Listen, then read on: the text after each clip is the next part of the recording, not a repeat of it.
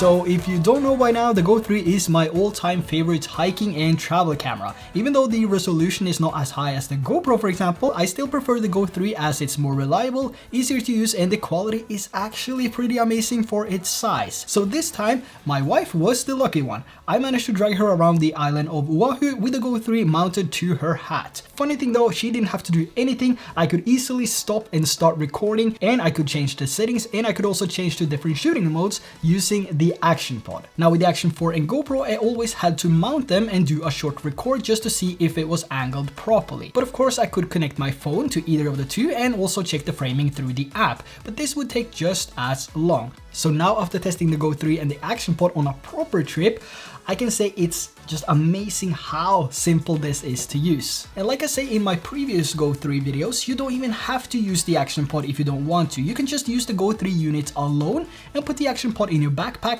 pocket, or even leave it at home if you just want to bring a small, tiny, subtle camera to record your moments. Now I also tested a new dive case for the GO 3 which allowed me to frame everything and get the perfect shot of Mr. Frank here, which was pretty excited to see me after 6 months. So, you know, we just spent a few minutes connecting, chatting about life, and he told me that his brother Alfred was waiting for me at the electric beach. But that's for a different video, so make sure that you hit that subscribe button if you enjoyed the video so far, and drop a like to help this video reach more people. Now the GO 3 itself can also be used without the dive case, of course, and it's waterproof down to 5 meters. But what's really awesome is that the dive case allows you to use the Action Pod as well. However, without the dive case, the GO 3 is, like I said, waterproof down to 5 meters, but I do recommend using a dive case anyway, especially if you don't have an option to clean your camera with clear water right after you have been snorkeling or diving, as the salt will eventually start building up and eat its way through your camera. But if you want to know more about the dive case for the GO 3, there is a link down below. Now I do get a lot of comments on the GO 3's quality, and that a lot of people say that the quality coming from this is not good,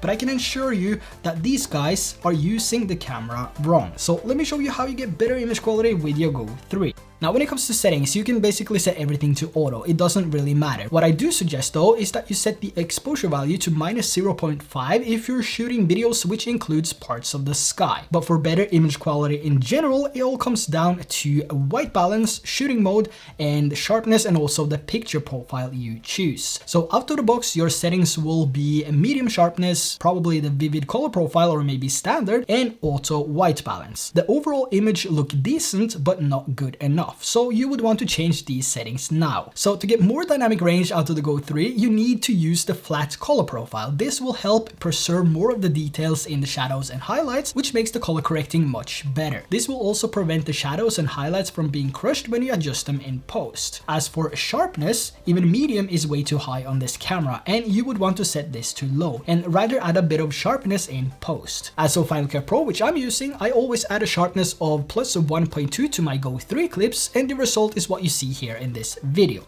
But now over to the interesting part. Have you ever used your action camera indoors, maybe at a shopping mall or something similar, and when you get back home you see that 99% of your shots are useless because of the jitter and artifacts, and the stabilization is far off? The reason for this can be two things. You're either shooting with auto white balance, or you have the wrong manual settings in combination with auto white balance. The problem is here that the white balance will constantly try to shift to match the scene as best as possible. This is not only for the Go 3, but it's a lot of cameras that has this issue, like the Action 4 and also the GoPro Hero 12. So when the white balance goes from one Kelvin to another one in a low light scenario, the stabilization of these cameras just can't seem to follow, which results in these jitters and artifacts. Of course, you might experience some anyway, and I have, even with the best settings for low light, but adding the correct settings will definitely improve on the stabilization, which again will improve on the overall quality and the footage that you get from these cameras. I'll leave some settings on the screen here so you can try these out for yourself before you go on your next trip, and hopefully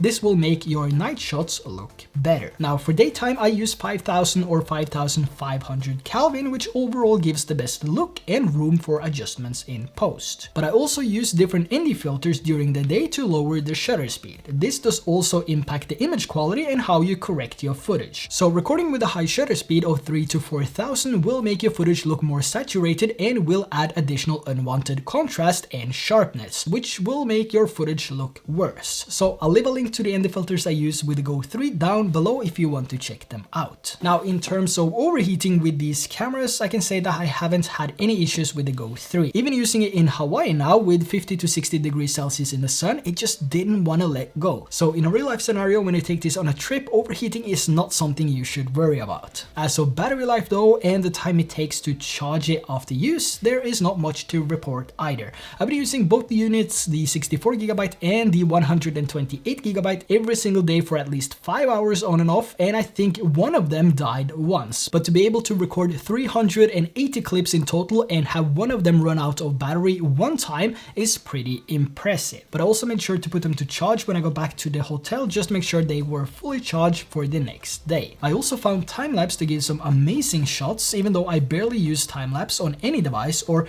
I would say if I were to use a time-lapse, it would probably be with the X3 or the 1-inch model, since these will give me more freedom in post and I can create some amazing moving time-lapses. But I really do like the time-lapse quality coming from the Go 3, and with its magnetic backplate as well, I can also see a wider use of this feature. Now there's also important to know that the Go 3 is also that type of camera that was made to record all type of videos, and also videos that you normally wouldn't be able to capture because of a bigger camera, which took way too long to set up. Now the big question is the Go 3 a worthy camera, and could it be my main travel camera?